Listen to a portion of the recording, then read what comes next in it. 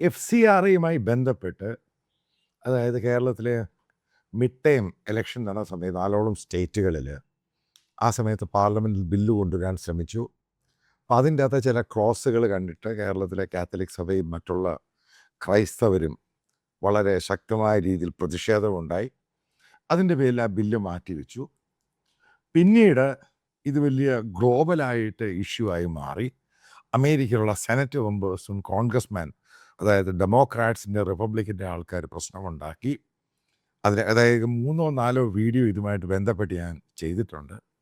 പിന്നീട് ട്രംപും മോദിയും തമ്മിൽ പാരീസിൽ വെച്ച് കണ്ടു. അതിനുശേഷം സെർജിയോ ഗോർ ഏകദേശം 12 മണിക്കൂർ പോലും കഴിഞ്ഞില്ല, അയാളത് പാരീസിൽ നിന്ന് തിരിച്ചു വന്നിട്ട് ആദ്യം ഇന്ത്യൻ ഹോം മിനിസ്റ്റർ അമിത്ഷായെ കാണുന്നു. അത് പറഞ്ഞ് ഞാൻ വീഡിയോ ചെയ്തു.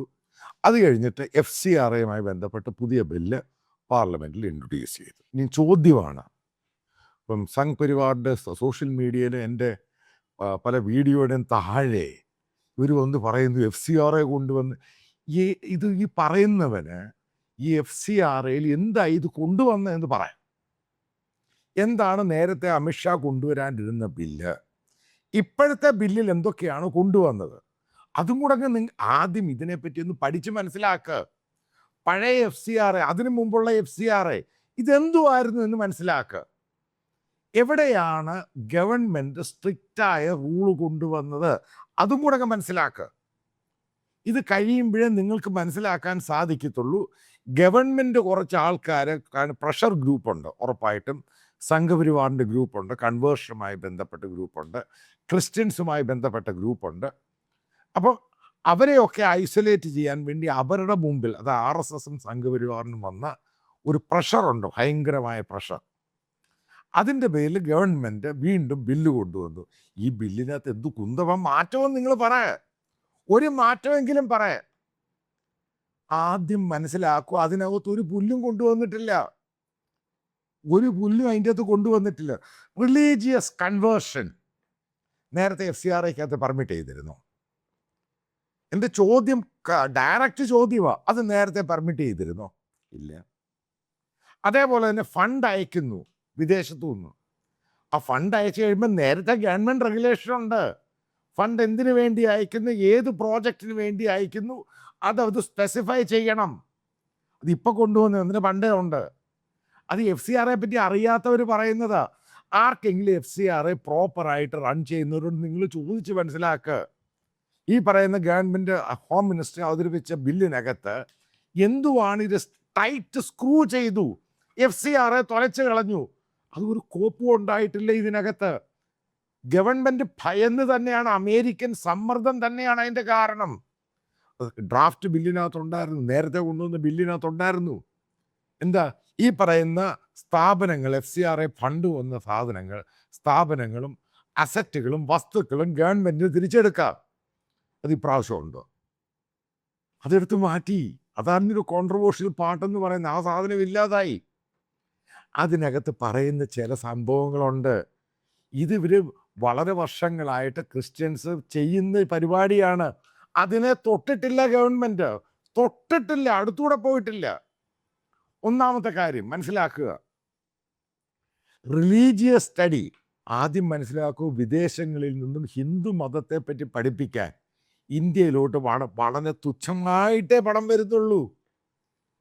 ഈ പറയുന്ന വഹാബി എലമെൻറ്റും സലഫിസും ഒക്കെ പോയി കഴിയുമ്പോൾ സൗദി അറേബ്യ അവരും ഫണ്ട് അയക്കുന്നില്ല. അതിനു വേണ്ടി അവർ ഇന്തോനേഷ്യയിലും അയക്കുന്നില്ല, ഇന്ത്യയിലും അയക്കുന്നില്ല, ആ ഗവൺമെൻറ് ഇപ്പം അയക്കുന്നില്ല.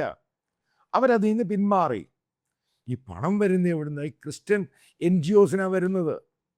അതായത് നിങ്ങൾ എടുത്തു നോക്കുക, അതിനകത്ത് ഗവൺമെൻറ് പറയുന്നുണ്ട് പുതിയ FCRAയ്ക്ക് റിലീജിയസ് സ്റ്റഡി, അതായത് ബൈബിൾ കോളേജ്, സെമിനാരുകൾ, അതിന് പണം അയക്കാം, പണം അക്സെപ്റ്റ് ചെയ്യാം. ഒന്നാമത്തെ കാര്യം. പിന്നെ എവിടാണ് നിങ്ങൾ ഈ പറയുന്ന കാര്യം പോയേക്കുന്നത്? രണ്ടാമത്തെ പോയിന്റ്, ചർച്ച് ബിൽഡ് ചെയ്യാൻ, കൺസ്ട്രക്ഷൻ. അപ്പം അതിനും കൂടെ അപ്പോൾ ചർച്ച് പ്ലാൻ ചെയ്യാനും ചർച്ച് ബിൽഡ് ചെയ്യാനും പണം അയക്കാം. പിന്നെ എന്തുവാണ് ഈ സംഘപരിവാറുകാരും പറയുന്നത്? എന്തുകൊണ്ടും അതിൻ്റെ തൊണ്ടായത്? ഇതല്ലേ ഞാൻ പറഞ്ഞല്ലോ, അമേരിക്കൻ പ്രഷറിൽ ഇതെല്ലാം മാറ്റി. അതുകൊണ്ടാണ് സെർജിയോ ഗോർ, അമേരിക്കയുടെ ഇന്ത്യൻ എൻവോയ്, അതേപോലെ മാർക്കോ റൂബിയോ പറഞ്ഞിരിക്കുന്നത്, അതായത് അമേരിക്കൻ പ്രസിഡന്റ് വരാൻ പോവുകയാണ് ഇന്ത്യയിലോട്ട് അടുത്ത വർഷം ആദ്യം. കാരണം അവരുടെ ഡിമാൻഡുകളെല്ലാം അംഗീകരിച്ചു കൊടുത്തു. പിന്നെ അക്കൗണ്ടബിലിറ്റി, അതായത് 2 വർഷം കൂടുമ്പോൾ 10 ലക്ഷം അതിൽ കുറഞ്ഞ് പണം വന്നു കഴിഞ്ഞാൽ അതിൻ്റെ ലൈസൻസ് ക്യാൻസൽ ചെയ്യും. നോർമല്. അക്കൗണ്ടബിലിറ്റി അതുണ്ടായിരിക്കണം.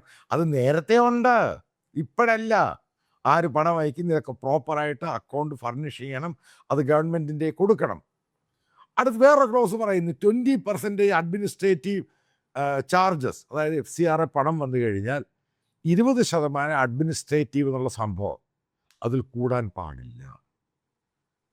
അതൊരു ക്ലോസാണ്. അത് അമേരിക്കയുടെ ഡിമാൻഡ് തന്നെ. കാരണം അവിടെ നീ പണം വരുന്നു, അവർ 20%-നുള്ള അഡ്മിനിസ്ട്രേറ്റീവ് ചെലവെന്നും പറഞ്ഞുകൊണ്ട് ഇതുള്ള NGO തള്ളി പണം ദുരുപയോഗം ചെയ്യുമായിരുന്നു. അതിന് ക്ലോസ് കൊണ്ടുവന്നു, അതിന് പെനാൽറ്റി കൊണ്ടുവന്നു. 1 ലക്ഷം രൂപ പെനാൽറ്റി അല്ലെങ്കിൽ 2 ലക്ഷം രൂപ പെനാൽറ്റി. ഇതേ ഉണ്ടായിട്ടുള്ളൂ. അപ്പോൾ എന്ത് ചേഞ്ചാണ് കൊണ്ടുവന്നത്? റിലീജിയസ് കൺവേർഷൻ എന്ന് മാത്രമേ ഉള്ളൂ. റിലീജിയസ് കൺവേർഷൻ വരെ ഇന്ന് വരെ ഒരു NGOസും ഒരു ക്രിസ്ത്യൻ ഓർഗനൈസേഷനും ഒരു മുസ്ലിം ഓർഗനൈസേഷനും അതിനു വേണ്ടി പണം കൊണ്ടുവന്നിട്ടില്ല. അതായത് റിലീജിയസ് കൺവേർഷൻ. കാരണം ആ സംഭവം നടക്കുന്ന കാര്യമല്ല.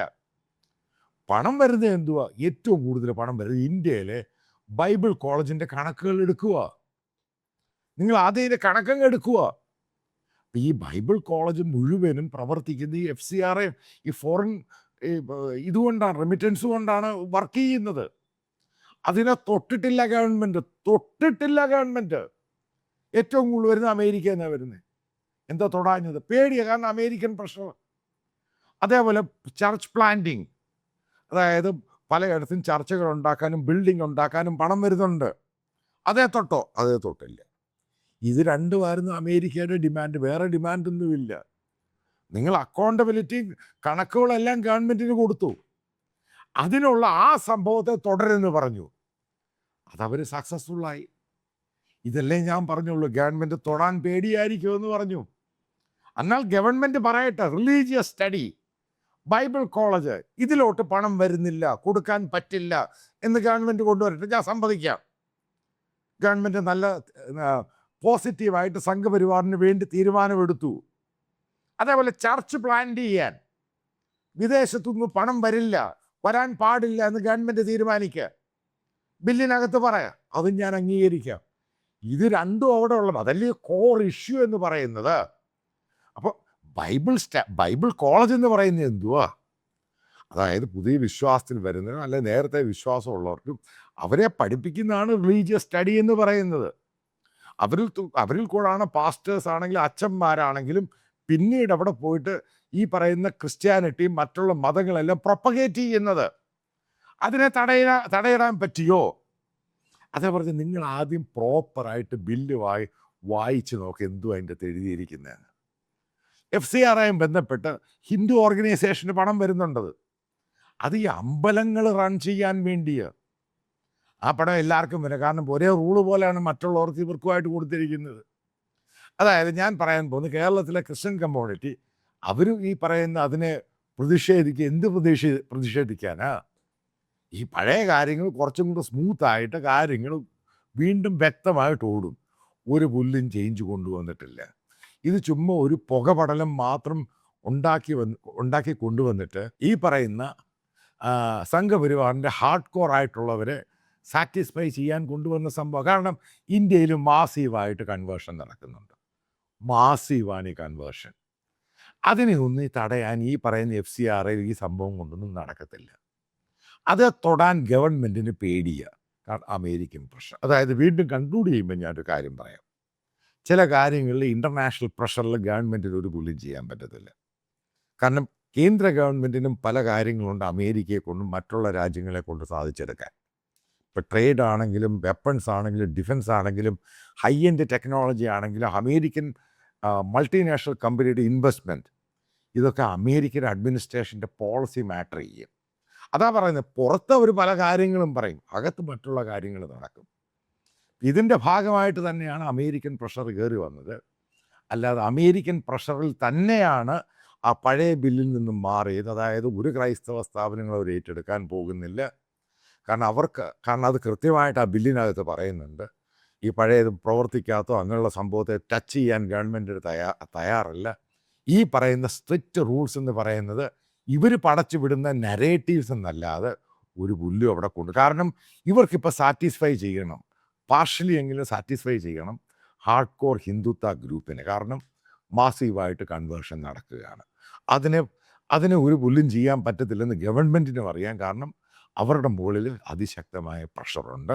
അമേരിക്കയെ പിണക്കി മുന്നോട്ട് പോകാൻ പറ്റില്ല എന്നും അറിയാം. ഇത് തന്നെയാണ് പൂർണ്ണമായിട്ടും ഗവൺമെൻറ് സറണ്ടർ ചെയ്ത് തന്നെയാണ് FCRA ഉണ്ടാക്കിയേക്കുന്നത്. ഒരു പുല്ലും അതിൻ്റെ അകത്ത് കൊണ്ടുവന്നിട്ടില്ല. എല്ലാ കാര്യങ്ങളും ഭംഗിയായിട്ട് മുന്നോട്ട് നടക്കുമെന്ന് തന്നെയാണ് അതിൻ്റെ ഡ്രാഫ്റ്റ് റിപ്പോർട്ട്, പബ്ലിഷ് ചെയ്ത റിപ്പോർട്ട് കാണുമ്പോൾ മനസ്സിലാക്കുവാൻ സാധിക്കുന്നത്.